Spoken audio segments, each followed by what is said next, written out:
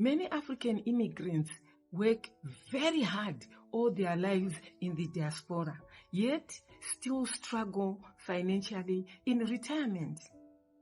In today's video, we discuss common retirement planning mistakes African immigrants make, why they happen, and what can be done differently before it's too late.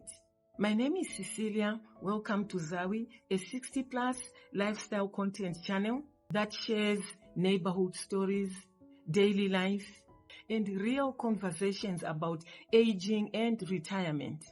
This is our time. This is Zawi TV. And whether you are in your 40s, 50s, 60s, or already retired, this conversation is for Africans living abroad, returning home, or just planning to retire in the diaspora. Please watch till the end of the video. Just one mistake alone can change your entire retirement future. Many African immigrants work harder than anyone else. 2 jobs, long hours, no weekends, in most cases, no holidays or vacations. In my first few years moving abroad, I don't remember myself ever taking a vacation, at least for the very first 5 to 10 years. I'm talking from experience. I don't remember ever taking any single vacation. Not at all. And you know what? I'm quite certain I wasn't alone in this.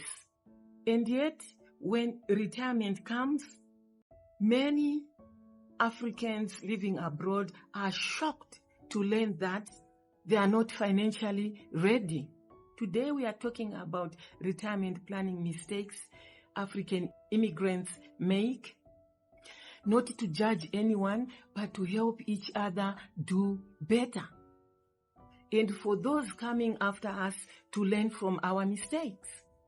If you are an African living in the diaspora or planning to return home one day, today's conversation, this one is for you. Upon arrival in the diaspora, most of us African immigrants believe to settle first, help family back home first, and then to plan later. But then later comes very fast, very, very fast. Retirement planning is not about how much you earn, but about how early you start planning for it. The truth is, even small monthly contributions started early matter more than big money started late. Culturally, many African immigrants believe that their children will take care of them in old age. But, like I've mentioned in one of my earlier videos, children that are raised in the diaspora think differently. As much as they love their parents, most of these children have their own mortgages, student loans, their own families. So depending fully on children creates stress, resentment, and disappointment on both sides. Retirement should be independent and never a burden. Now, about helping family back home. Most of us do, and helping family back home is noble. But sacrificing your future or our future for today's emergencies can be unreasonable, if not dangerous. Needless to say, a lot of immigrants, not all, but a lot, build beautiful homes, mansions back home that they end up not even living in. They pay school fees for everyone and support extended family endlessly. I can recall stories back when we moved to the diaspora, when people used to brag about how many suitcases they take when they fly back to Africa. Or I take 6 suitcases with me. Or I had 8 suitcases. It was all about numbers. numbers of suitcases, because those would indicate how much money they are spending on families back home. Doing all this and they don't check or notice their low or empty retirement savings. Whilst helping family back home is good, my opinion on this is that saving and planning for your retirement must come first. A lot of us immigrants barely understand these pension schemes, the 401ks for the US immigrants, workplace retirement plans. Others cash out early, thereby losing money to penalties and taxes.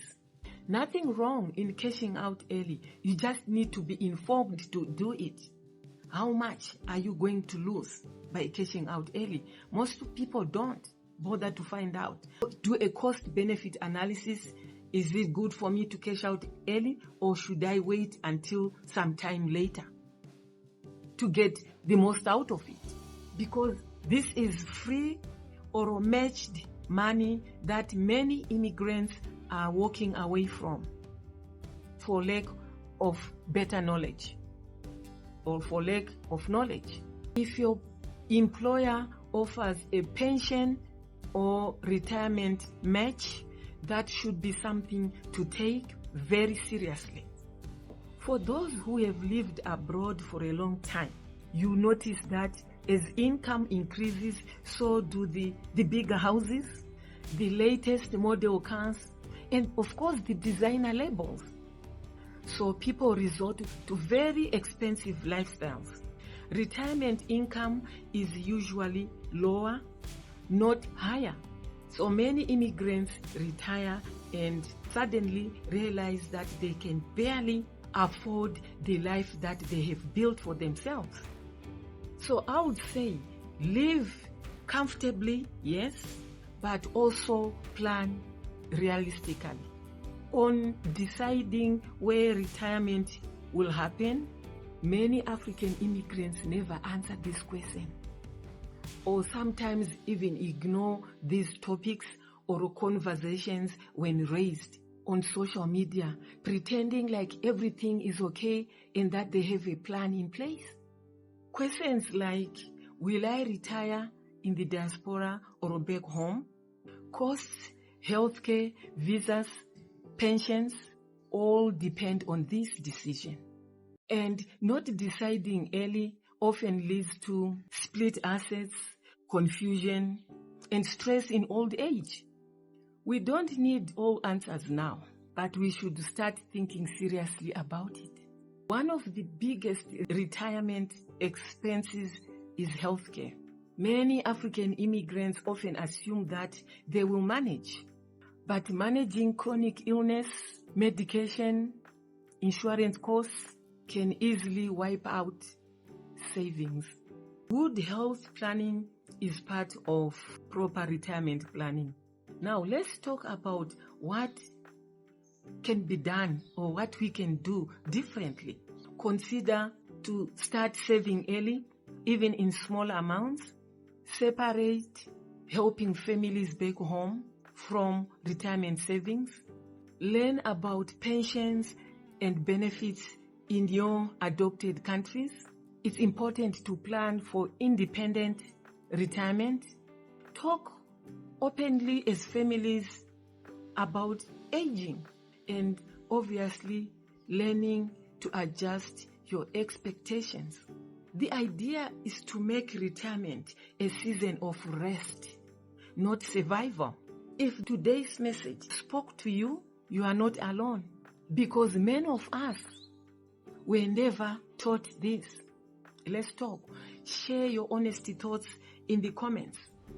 And if you value honest conversations about aging, retirement, and diaspora life, subscribe to Zawi TV and share video.